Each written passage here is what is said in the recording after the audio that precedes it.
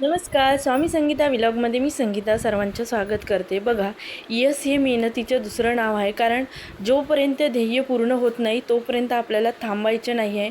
कारण यश हे असं सहजासहजी मिळत नसते. त्यासाठी खूप मेहनत करावी लागते. खूप अपयशांना पचावं लागतं, तेव्हा आपल्याला ते यश मिळत असते. आणि आपल्या ते आता संघर्ष सध्या सुरू आहे. आपल्याला यश मिळालं नाही आहे. मला यश मिळालं नाही आहे. मी जे या ठिकाणी जे बोलत आहे ते मी स्पर्धा परीक्षांबद्दलच थोडं बोलत असते.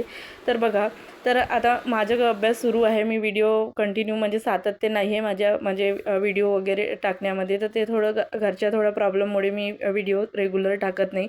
पण माझा अभ्यास रेग्युलर थोडं अभ्यास सुरू आहे. दिवसातनं 2-3 तास तरी मला मिळतात अभ्यासाला. मी तेवढा अभ्यास करते.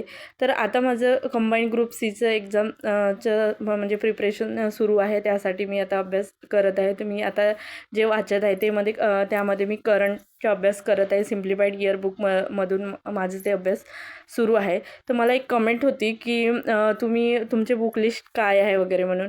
तर बघा, तर तुम्ही म्हणजे कोणत्या एक्झामसाठी अभ्यास करता वरून आपली म्हणजे बुक लिस्ट ठरत असते. जर MPSC कंबाईनचा विचार केला तर त्यासाठी थोडी वेगळी बुक लिस्ट असेल. जर सरळ सेवा फोकस असेल तुमचं तर त्यासाठी वेगळी बुक लिस्ट असेल. त्यामुळे कमेंटमध्ये तुम्ही सांगा की तुम्हाला म्हणजे कोणत्या म्हणजे पदासाठी तुम्हाला बुक लिस्ट हवी आहे. तर त्यानुसार मग मी ते बुक लिस्ट सांगू शकते. तेवढं काही नाही. जसं आता इतिहास हा सब्जेक्ट जर कंबाईनचा विचार केला तर इतिहाससाठी समाधान म्हणजे सर्वात आधी तर स्टेट बोर्ड व्हेरी IMPI एक व्हिडिओ मी तसं तयार केलेलंच आहे की MPSCचा अभ्यास कसा करावा. तर त्यामध्ये मी बुक लिस्ट वगैरे पण सांगितलेली आहे. तो व्हिडिओ तसा कमी बघण्यात आला, पण त्यामध्ये सगळं मी माहिती सांगितली आहे. आणि बघा, बुक लिस्टमध्ये आता मी सांगितले की इतिहासाचा म्हणजे सगळेच जे इतिहास आहे, भूगोल आहे, म्हणजे राज्यशास्त्र म्हणजे पॉलिटिकल सायन्स आहे, त्यामध्ये विज्ञान ज्यामध्ये जीवशास्त्र, भौतिकशास्त्र वगैरे असतं.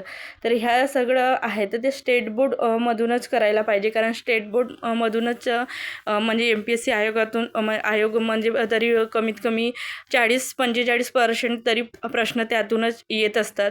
तर मग असा प्रश्न येतो की आपल्या जवळ म्हणजे आपल्याला स्टेट बोर्डच्या सगळ्या पुस्तकी कशा कलेक्ट करायच्या वगैरे.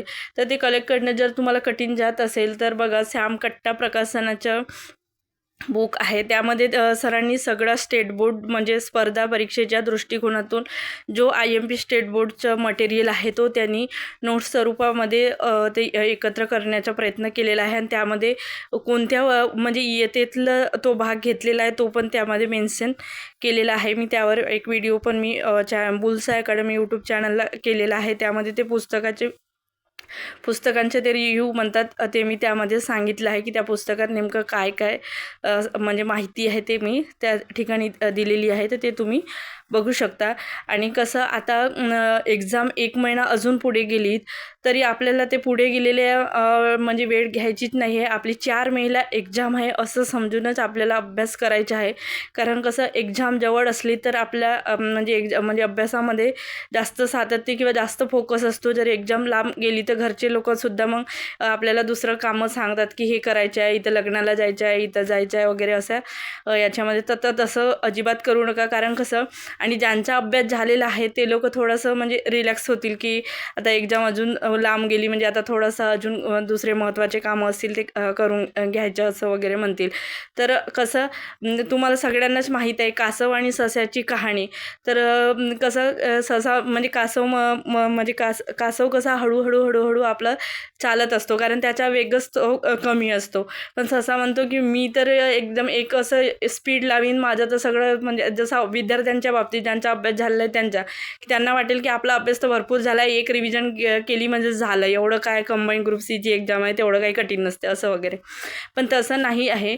कारण कसं, जो कासव आहे जे म्हणजे हाऊसवाईफ वगैरे महिला आहेत त्या जर थोडं आपलं हळूहळू रोज एक चॅप्टरच घ्यायचा, एक चॅप्टर 2 दिवस 3 दिवस असं करायचं.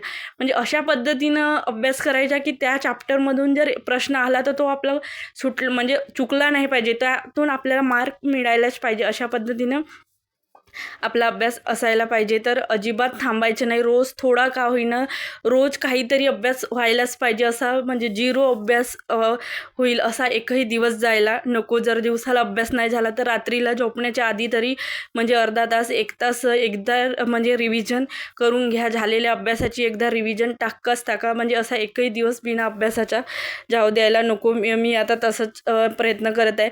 आणि ज्या कंबाईंड ग्रुप बी किंवा आधीच्या एक्झामला ज्या चुका केल्या त्या पुढच्या एक्झामला व्हायला नको याची काळजी घ्यायला पाहिजे. माझी चूक झाली होती की मला पेपर म्हणजे स्पीड करता आलं नाही. मी पेपर कवर करू शकली नाही पूर्ण. त्यामुळे आता थोडं प्रॅक्टिस करणार आहे. गणित बुद्धिमत्तेची मला प्रॅक्टिस करावं लागत आहे. मी करत आहे आता थोडं.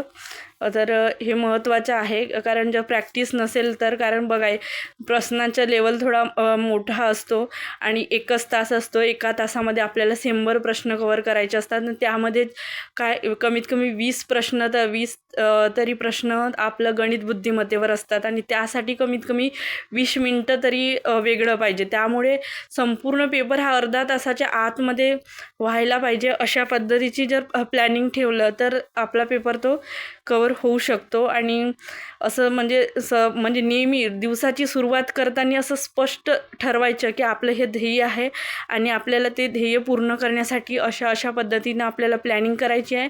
आणि ते प्लॅनिंग फॉलो करूनच आपल्याला ते नियोजन पूर्ण करायची आहे आणि तो अभ्यास करायचा आहे. म्हणजे अभ्यास अजिबात थांबवू नका. कारण कसं आपण जर एवढं एज्युकेशन घेतलं म्हणजे आपल्या आईवडिलांनी म्हणजे किती कष्ट करून आपल्याला शिकवलं. आपण पण शाळा शिकत असताना किती किती अडचणींना सामोरं गेलं असतं. सगळ्यांच्या बाबतीमध्ये नसेल, काहीच अडचणी आल्या नसतील, काहींना आल्या असतील, पण असते सगळ्यांच्याच आयुष्यामध्ये थोडा बहुत काही ना काही संघर्ष असतोच.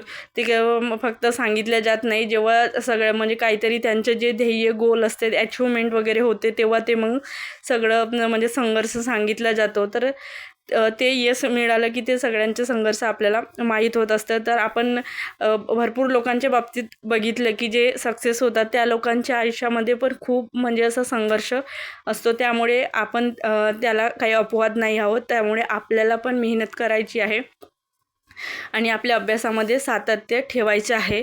आणि ज्या महिला म्हणजे अंगणवाडी मुख्य सेविकेचा वगैरे अभ्यास करत आहेत, ज्या म्हणजे अंगणवाडी सेविका वगैरे आहेत, तर अंतर्गतची भरती पुढे निघणारच आहे. नंतर ते सरळ सेवेची निघणार, पण अंतर्गतची आधी निघणार आहे. तर त्या डिपार्टमेंटमध्ये असणाऱ्या महिलांनी अभ्यासामध्ये सातत्य ठेवा. कारण 2 महिन्यांनी वगैरे काहीतरी जाहिरात येईल आणि सरळ सेवेच्या एक्झामचं कसं असते एक्झामची डेट वगैरे आली की 2-3 महिन्यांनी तरी ते एक्झाम होत असते. त्यामुळे अभ्यासात ब्रेक ठेवू नका. आणि महत्त्वाचं म्हणजे जे गणित बुद्धिमत्ता त्यासाठीच आपला म्हणजे 1-2 मार्कांनी वगैरे रिझल्ट राहत असतो. तर त्या विषयाला म्हणजे स्ट्रॉंग बनवण्याचा प्रयत्न करा. आता माझं पण तसंच म्हणजे ठरवलं आहे. मी आता ते करत आहे. रोज 4-5 प्रश्न 6-7 प्रश्न जसं बनलं तसं म्हणजे आयोगाचे जे पेपर आहेत त्यामधलेच मॅथ रिजनिंग वगैरे करायचं असं ठरवत आहे आणि करत आहे. आता किती प्रमाणात होईल तर ते जे ग्रुप सीच्या एक्झामच्या रिझल्टवरून म्हणजे दिसेलच त्यातून की आपली मेहनत किती त्यामध्ये म्हणजे ह्या झाली आहे, सार्थकी झाली आहे. तर बघू आता ते मेहनत करणे सुरू आहे. तर आता मी 2-3 दिवस झालं तर मी करंटच जास्त करत आहे. कारण मला मागच्या ग्रुप बीला माझं करंट पूर्ण म्हणजे रिवाईज करून झालं नव्हतं. त्यामुळे कमी मार्क आहेत त्यामध्ये म्हणजे करंटला पण मला.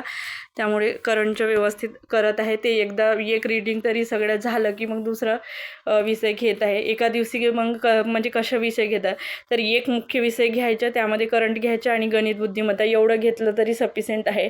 आणि जेव्हा आपण जेवण वगैरे बनवतो किंवा भाज्या वगैरे निवडायच्या असते, काही असं छोटे मोठे काम असतात, त्यावेळेला यूट्यूब चॅनलला एखाद्या चांगल्या याच्या व्हिडिओ लावायच्या आपल्या अभ्यासाशी संबंधित आणि ते व्हिडिओ ऐकत बसायचं. म्हणजे आपलं ते रिवाईज होत जात असते. ज्यामध्ये भूगोल आहे, इतिहास आहे, राज्यशास्त्र आहे, ह्या विषयाचे व्हिडिओ लावायच्या आणि ऐकत बसायच्या. त्यामुळे कसं आपलं म्हणजे झालेला अभ्यास असते तर ते रिव्हिजन होत जाते. त्यामुळे ते म्हणजे हातातले मार्क असतात ते स्ट्रॉंग होत जातात, म्हणजे अजिबात मग चुकत नाही. तर अशा पद्धतीने तुम्ही सुद्धा करत चला. मी सुद्धा असंच पद्धतीनं करत जाते. तर व्हिडिओ करण्यासाठी म्हणजे सातत्य ठेवण्याचा प्रयत्न करते, पण मी व्हिडिओसाठी सातत्य ठेवू शकत नाही. पण असो, पण आठवड्यातनं 2-3 तरी व्हिडिओ टाकत जाईन, प्रयत्न करत आहे. कारण कसं व्हिडिओ टाकणे हा काही माझा गोल नाही आहे. माझे जे ध्येय आहे ते पूर्ण करणे, कोणती तरी पोस्ट हातात घेणे हे माझं ध्येय आहे आणि त्यामुळे मी त्यासाठी तो प्रयत्न करत आहे. बघा, अशा पद्धतीनं माझं अशी काही कहाणी स्वतःची मी सांगितलेली आहे. जर तुम्ही या चॅनलला नवीन असाल तर चॅनलला सबस्क्राईब करून घ्या आणि तुमच्या ज्या मित्रमैत्रिणी अभ्यास करत आहे, संघर्ष करत आहेत, त्यांना स्वतःचं काहीतरी वेगळं पद निर्माण करायचे आहे तर त्यांच्यापर्यंत हा व्हिडिओ पाठवा, म्हणजे त्यांना पण उपयोगी होईल. हा व्हिडिओ थांबवते. धन्यवाद.